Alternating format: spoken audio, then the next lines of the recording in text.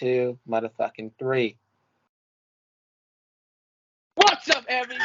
Welcome to the cinematic fucking analysis.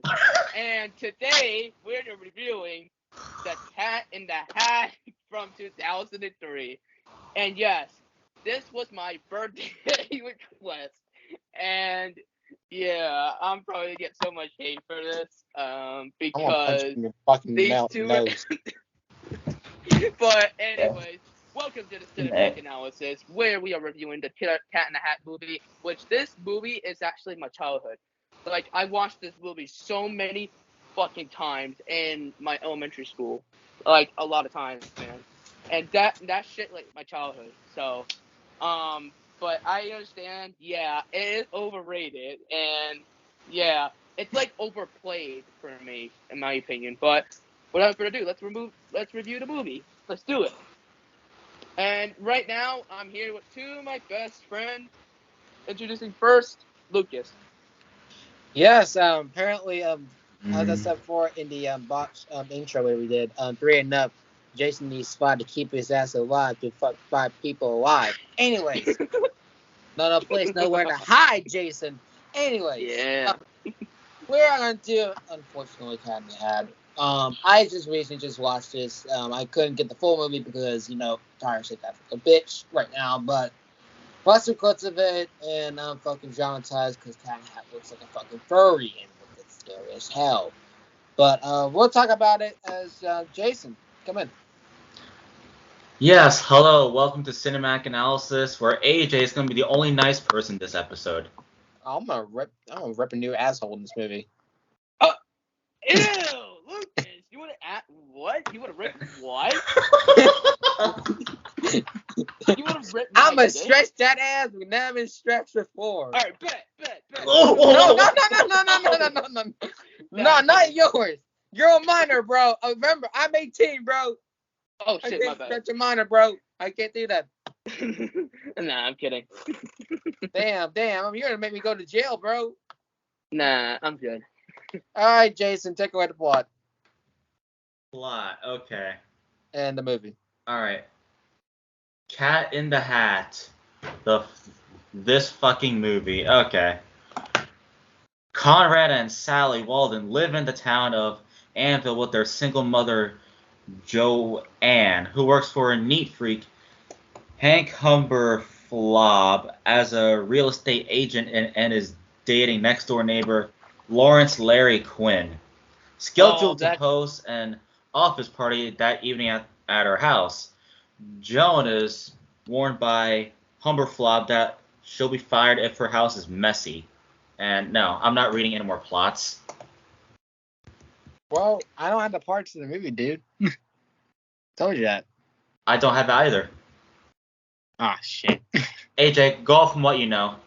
Okay, so yes, this part, yes, there's the two siblings that are Conrad and Sally Walden, and yes, they live with their mother Joan in a nice, it looks like a nice build, like a nice house, like a rich house or something, and Right.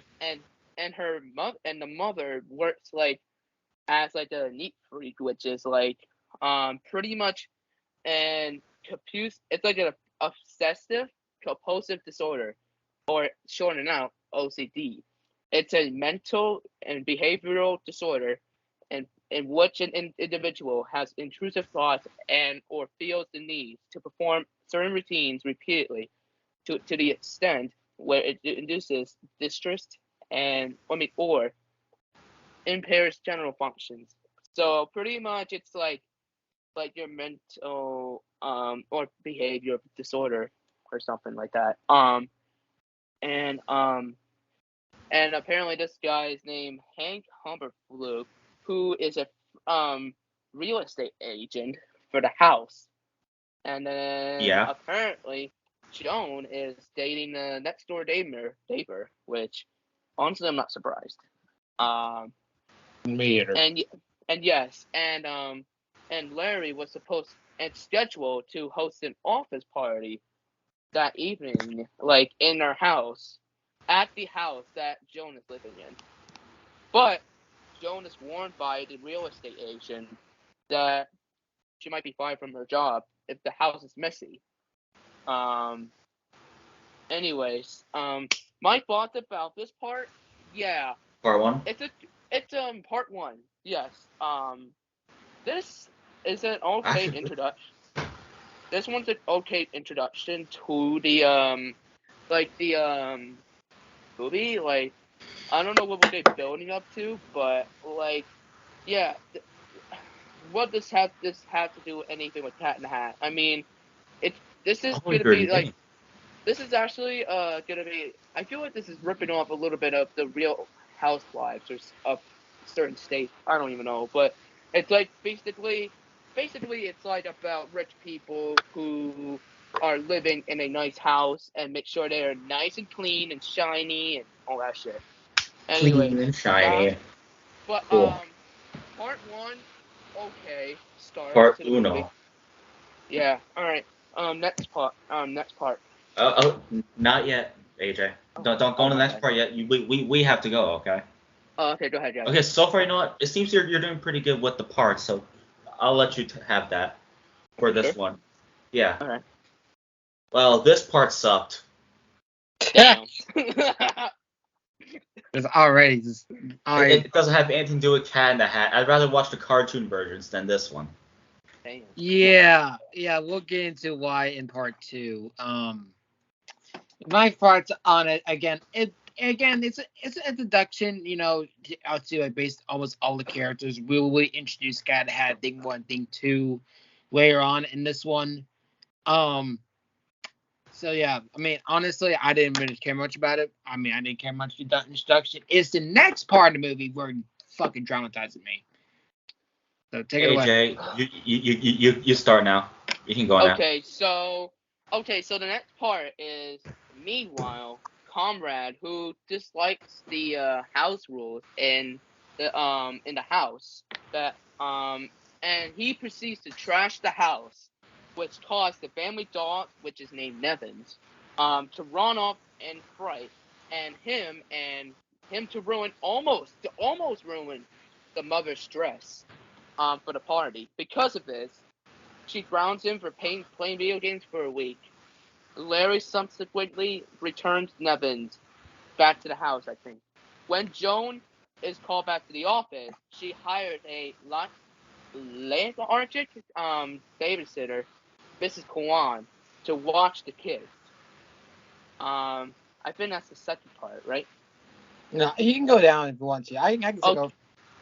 Yeah. okay, Yeah. so Keep on. the next line or the next paragraph in this plot, after Mrs. Kwan fell asleep, it started to rain. The kids had counted the cat in the hat, an Oh fuck. oversized Oh God. anthropomorphic humanoid um talking cat with a red and white striped top hat and red bow tie, who expresses a desire to teach them about having fun.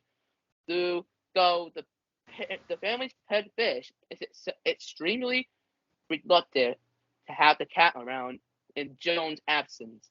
In his presence, the cat causes destruction throughout the house and soon Yeah. releases Trash. two troublemaking creatures, Thing 1 and 2, from a Oh crate, yeah. Thing one and thing two.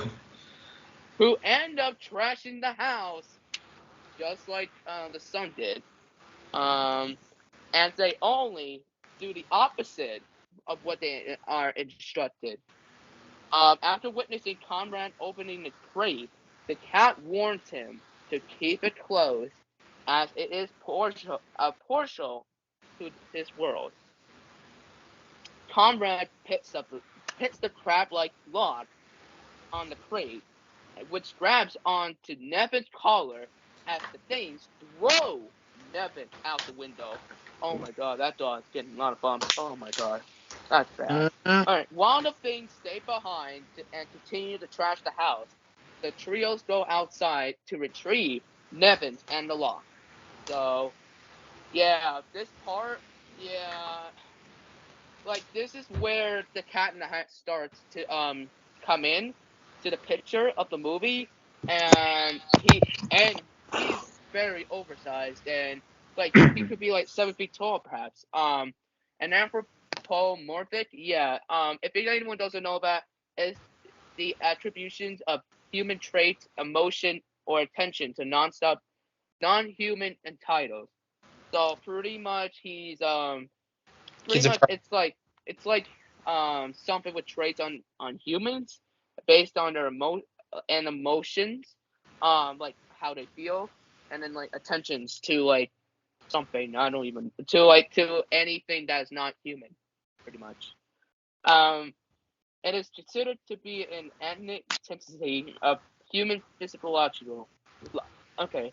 Anyways, but this part, yeah, okay, this is where we get to the cat in the hat part, and like I said, he's a big cat with red and white striped top hat. Like he has a big hat on. Oh yeah, and yeah. and a red bow tie on. Who wears like and the fur looks like black and white, pretty much. And pretty much he came to teach the kids about having fun, but the cat, I mean the family's pet fish, um, it's extremely seductive. Which is pretty much he's scared of the cat. Um, but yeah, it's a really messy chaos. And I thought Conrad was the worst here. I think the cat in the hat did cause a lot of destruction, and yeah, it's not good at all. Anyways, this part and why the hell would you throw a fucking dog in the window? You could have hide it in the Hmm. fucking closet or something. Like, why would you throw the dog into the window that has glass on it? For real. By God, Like, he's that's dead. By God. Good yeah, God Almighty. but they need to get the dog out of here. So what you guys thought of this Part scene? two. Part two, yes. All right, so Yeah. that was So part two. I'll get my thoughts on it. Go ahead. Go ahead, Lucas. So when I first saw Cat in the Hat again, as of recently, as a kid, I thought, everything was fine with his look or whatever. But once you grow up, that man looks fucking terrifying as shit. The man is like pretty much Shaq size of height, and he just fucking scares me. I don't want to see that thing on my damn screen again. Like, what the hell? Like, it was so. It was. I guess it was like 30 minutes of it, but I understand it's like 30 minutes of watching this movie and getting down when I think about it. But when you have a movie like this, a live action movie, when it's just cartooned, usually things like this don't work. And this is the reason why it doesn't work. They don't have the look, or it just looks plain off. This one thing two looks very off, and Cat in the Hat looks way off. And all of them look terrifying. The only thing that was not terrifying was the fish. That's the only thing it was. True. And that part again was very messy and chaotic, and the production of that one was absolutely horrendous. Like when they kept chasing each other, and he keeps on teleporting. I was like, "What is this, Michael Myers?" This man kept on teleporting out of nowhere, and once he found introduced himself, like they seemed to get along, I guess. But throughout this movie, they didn't get along at all. Even when they even go to different places, they can't get along for shit. Because I don't know if this is the second part or the third part of the movie, but This is the second part right now.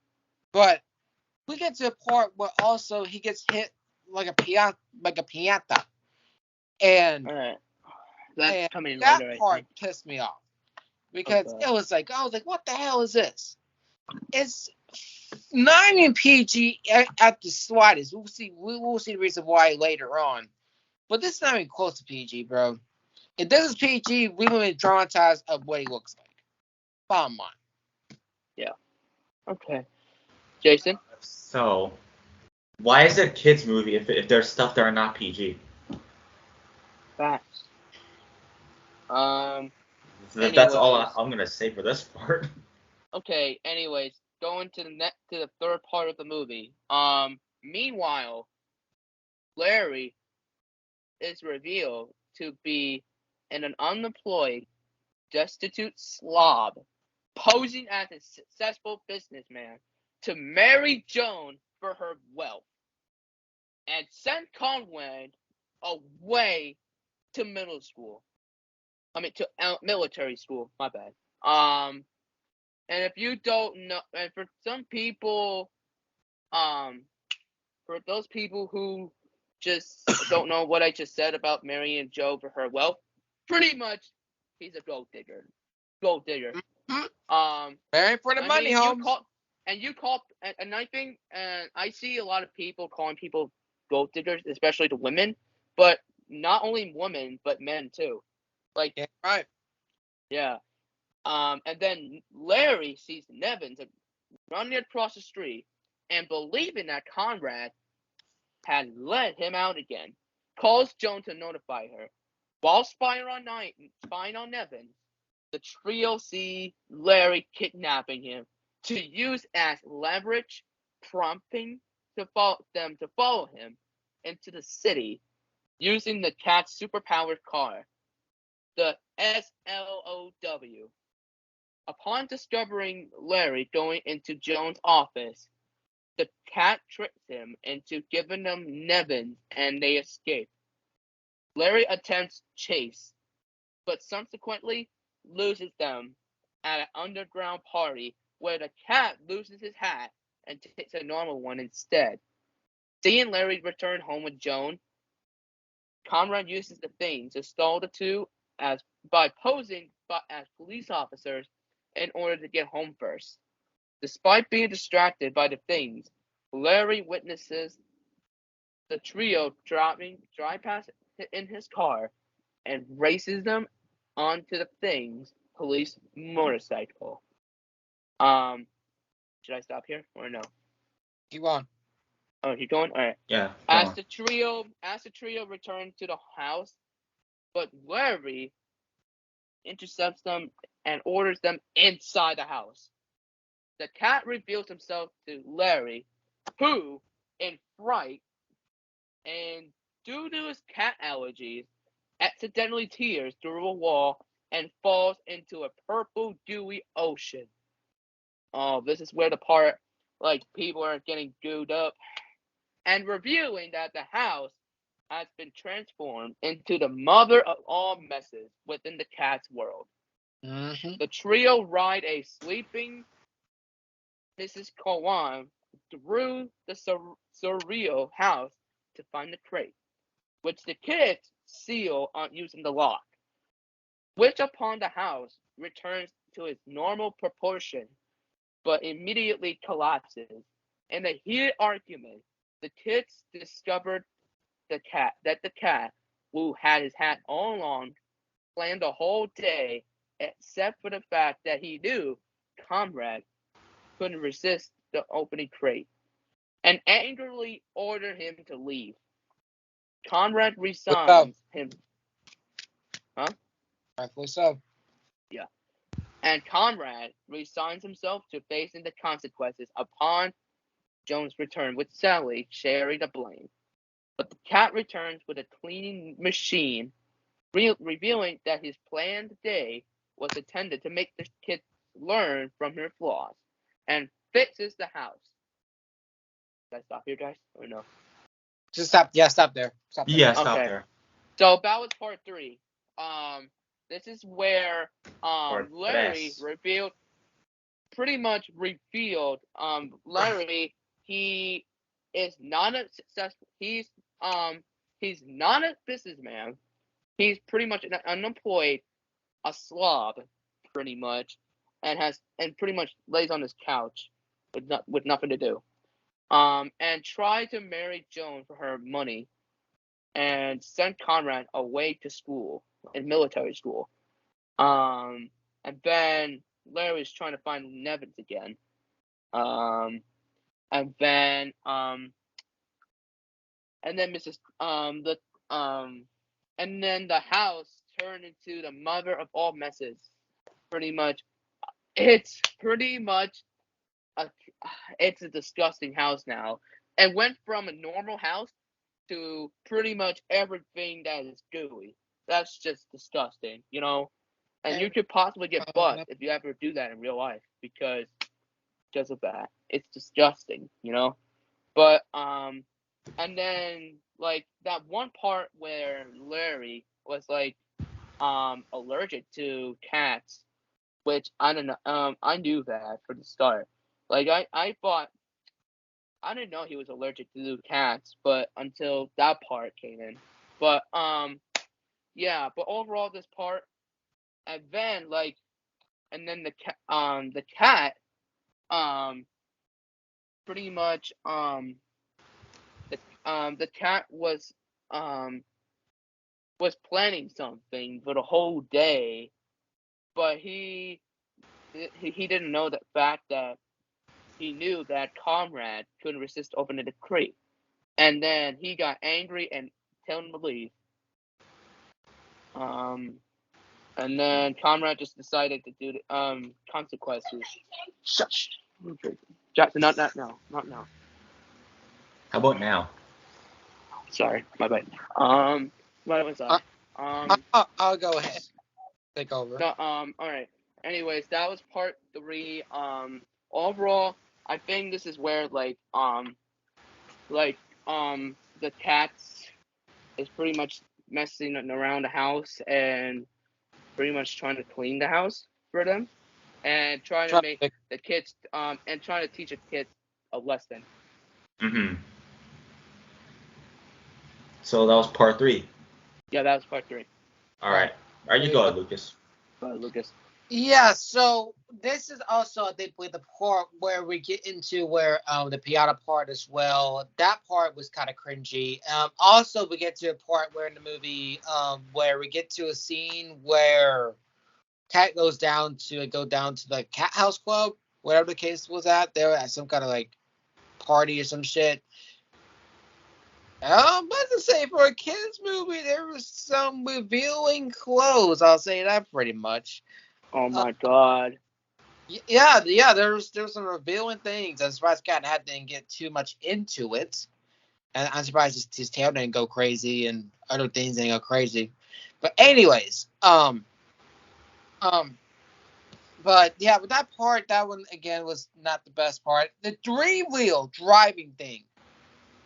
That part of the movie, like, didn't make any sense. And I understand this movie is cartoonish or whatever, but it is not my style of it. But it doesn't make sense to have 3 wheels on driving. It doesn't make sense to have a kids drive in the first place if they can't drive for a damn anything in the world.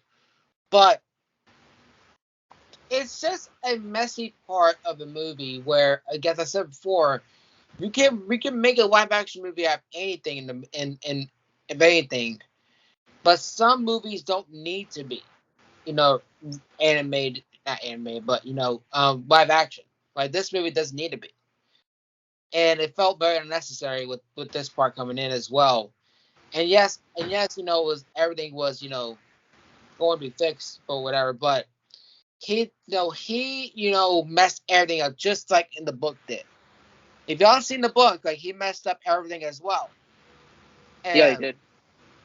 So I understand he's trying to fix it, and the fish is, basically trying to help them, whatever. But you gotta understand that, you can't fix everything in the world that you do, and Exactly. and the consequences speak louder than words. And also the part where he marries the gold digger, or he's become that they but one person becomes a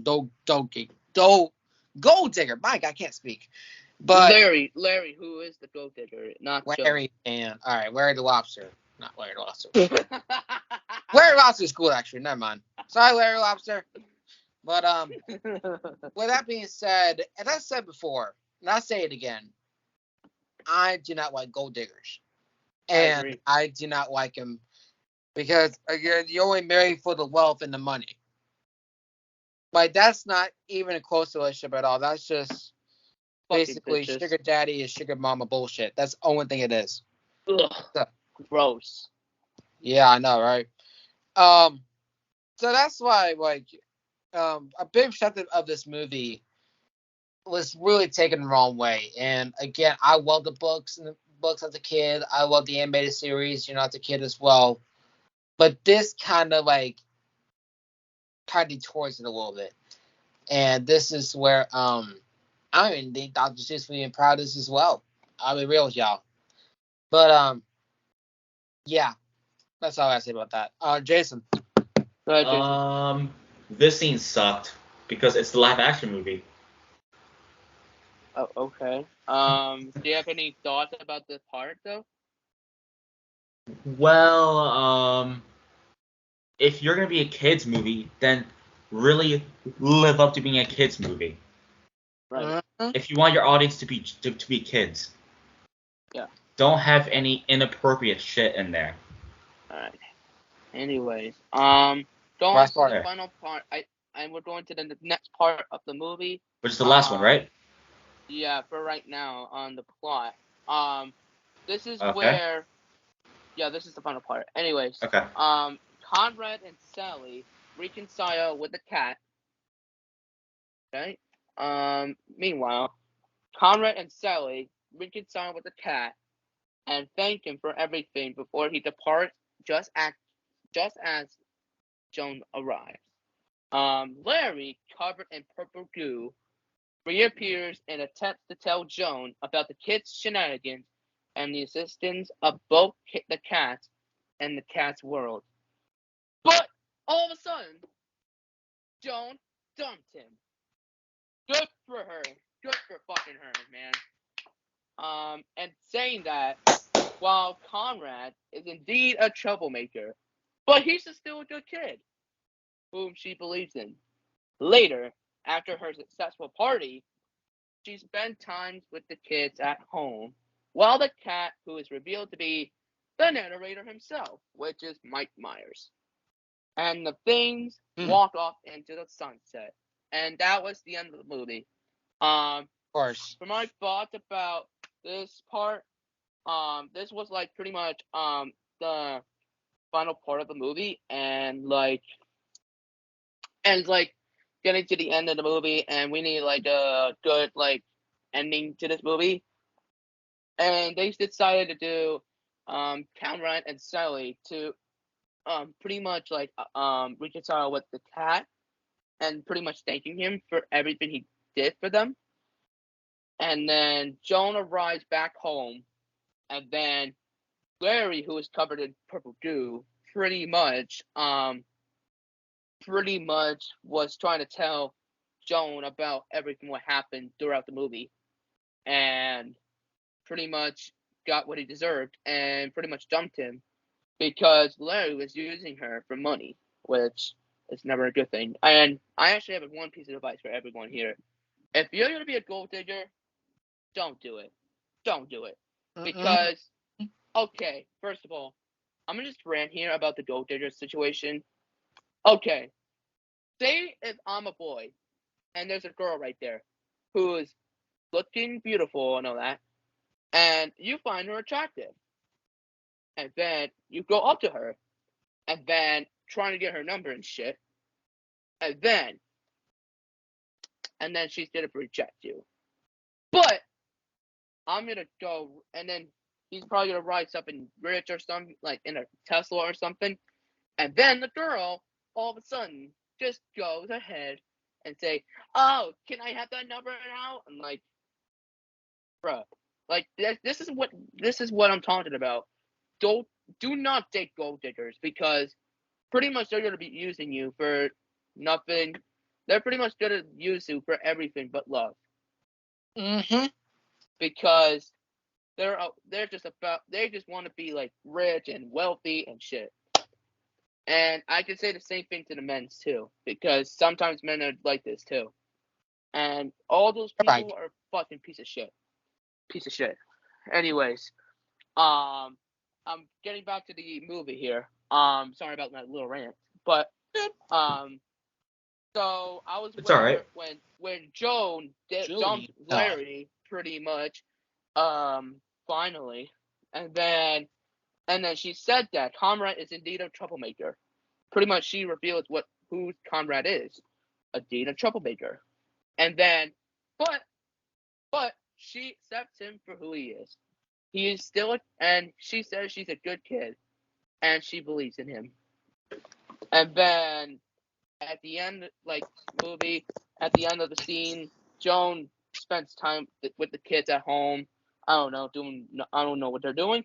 And then the cat revealed himself, revealed Yeah, real himself as the narrator, and then I just recently watched this part. and he then like the things walk out on set, which is pretty much like walking outside off the set. Yeah, walking outside the house and then off the sunset, then that's how they end up the movie. Because that's all your cartoons and movies.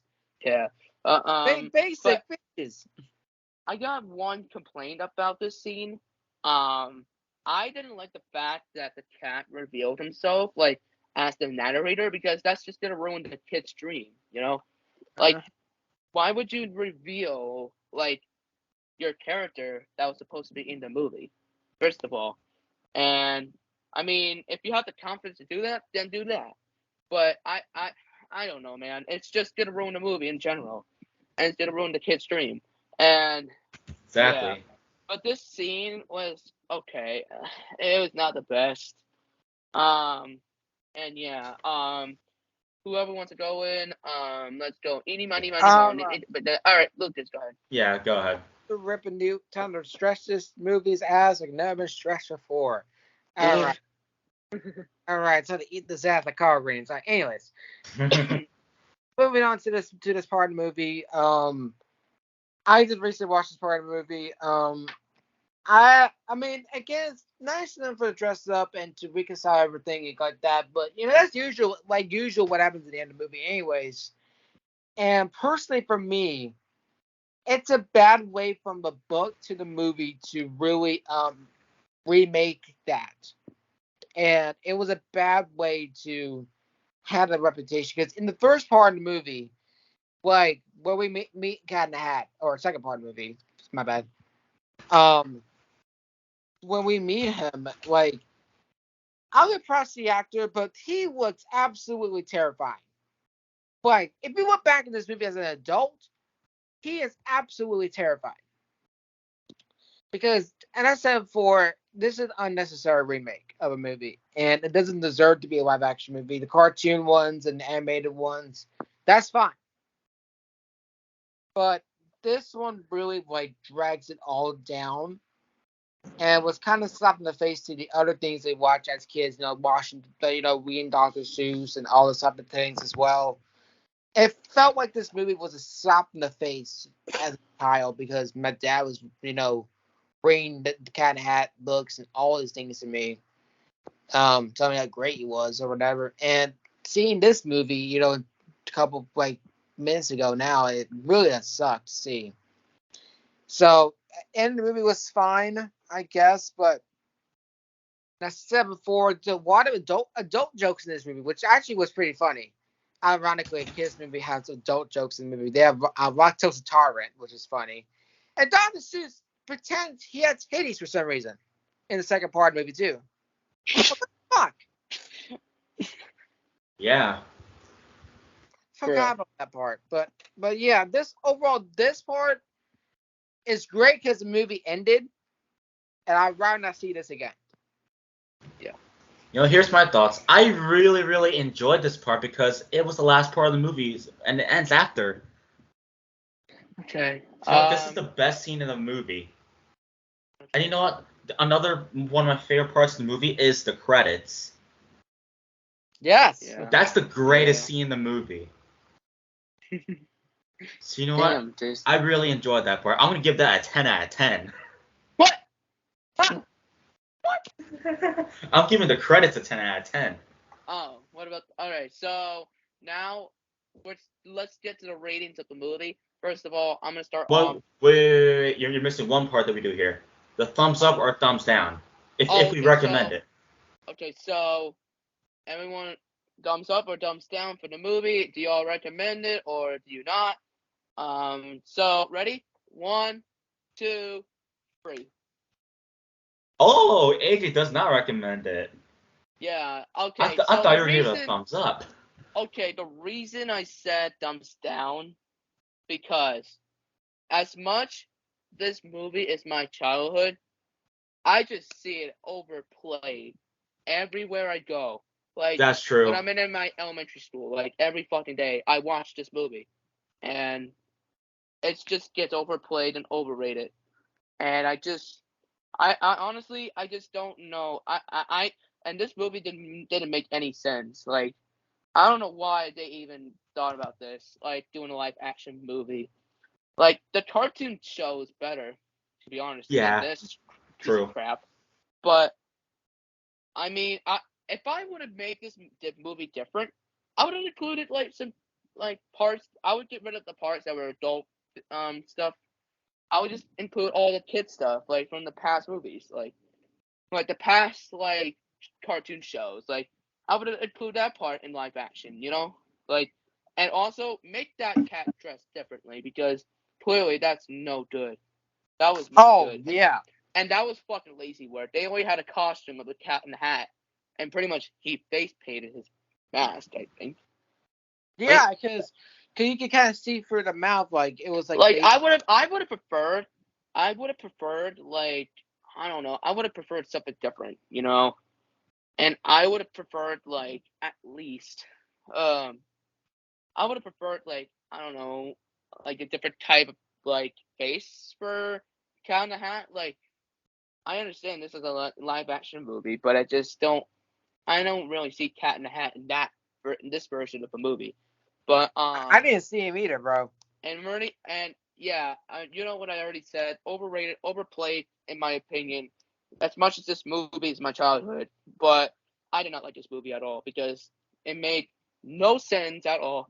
What was even in the point? It doesn't even And have anything I to do already with gave it a Cat in the thumbs Hat. down.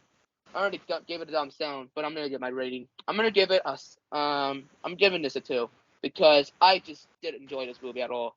It's just, I don't even know what was the point of this movie, to be honest. All Yeah. right, so whoever wants to go ahead. I'm Jason. gonna go with Jason. Go ahead. Um, a 2 out of 10. The only best part is the credits. All right, Lucas, go ahead. A big fat 0. Damn. All right, let me explain why. Okay. You have Cat in the Hat and thing to look like something out of a damn horror movie, and you, instead of a fucking kids movie, they basically are taller, or you have them like try to have like half animated, or you try to go like full live action with it. That's not gonna work. And I said before, like the other live action movies that are cartoons, some of them are unnecessary. This is one of them. Plain and fact, this is not should be a movie at all, and I rather delete this from my existence. The second part of the movie really downgraded, because we see him and he looks awful. He looks like a crackhead. I'm sorry, he looks like a crackhead. They one thing too look like their face got exploded in science. The fish was the least terrifying, but it still doesn't look good at all too. And then the rest of the other movie was just kind of pointless, because you have the scenes that kind of had was uncomfortable to me. The only really good parts of it was, again, the end of it, which is the end of the movie, but also probably the piano part, because he got hit. Like, honestly, to me, this is slap in the face to the creator of the books. This is the slap in the face to all of us who read the books and watch the animated as a kid as well. It's a slap in the Big face. son. And this doesn't need to be a movie. It really doesn't. Yeah. Absolute awful. And if they do this again, it's gonna be worse now. I can see it. Yeah, Lucas, about that, it's not gonna happen, because they haven't just revealed, they didn't even release any movie besides this, and like, I don't even know, for fucking 19 years at least. So this series is long gone. So Good. It's gone. we're not even, you're not even getting another movie from this anytime soon, at least. But it's been like fucking 19 years, so I don't see the point of making another movie. So Yeah, but it's a 0 for me. All right. 0. So All right. So let's outros. get to the outros. There you go. Jason, go ahead. Thank you for watching us review this Cat in the Hat live action movie. I thought AJ was gonna be the only nice guy here. Yeah, turns out I'm actually pretty critically honest about this movie. Like, I'm not gonna be just a nice guy. So. All right. Well, thank you guys for watching this episode. We hope you all enjoyed it. And our next one will be Freddy's Final Nightmare, which I believe that's the last movie to cap off Bad Movies Month. Yeah. Yep. And so, thank you all for watching. We'll see you on our next episode. All right, Lucas, go ahead. Yes, thank you guys. So first of all, give off the scores because you know me, I calculate the scores because I'm the math guy here as well. This movie has an all-time low of a 13 out of 100. A 13 out of 100. Because I rated a 0, they both rated a 2, I think. So, yeah, it gets a 4 out of 30, which is 13. So they get a 13%, which is pretty much a Z at this point. But I give it a 2. But thank you guys for watching this episode. Me ripping this movie into shreds and basically burn this fucking movie to the fucking grave. And next is Freddy Final Thunder, and I'm hoping to get the context to watch this movie and get my thoughts on it, and I'm excited for that. But for the Monstcast, we're gonna do members of Rapper System Down, and for Crash and Burn of Forbidden Door. Yes. Predictions Forbidden Door is coming up, and we are definitely excited for that. And I will make an announcement of the next pay-per-view. One of the next pay-per-views coming up next month, and we'll make some changes and all this type of shit we'll do. But so Forbidden Door is coming up first Saturday for that episode as well. Extreme Rules 2017. And guys, we're gonna finish up with the System Down themes at 2 more hours to go. And follow AJ on Instagram, links down below for him. Follow Jason as well, and follow me as well. Follow the rest of the amazing people on this podcast. And I will have an announcement for the Boschcast, so keep that in mind when I say what I say. And I'll see y'all later on. AJ, you're in this off. All right. So you guys watch another episode of the Cinematic Fucking Analysis, where we reviewed an atrocity of a movie called Cat in the Hat. Atrocity, nice. And yeah, I did not enjoy this movie at all. And like, it's just been overplayed throughout my life, so I just don't want to see this movie ever again, you know.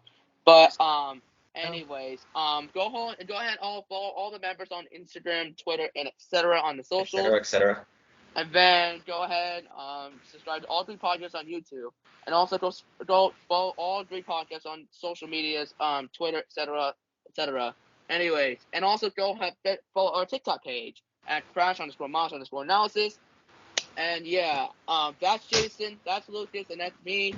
And we will see you guys the next episode of Cinematic Analysis, and we will see you guys for the Monstcast Crash and Burn. So, thank you guys for watching, and I'm out. I just want to congrats AJ for stepping in with the parts. That was actually pretty good of you to do that. Thank you. Anyway, and you're welcome. Anyways. All right. I'm out. All right. Bye-bye. Bye.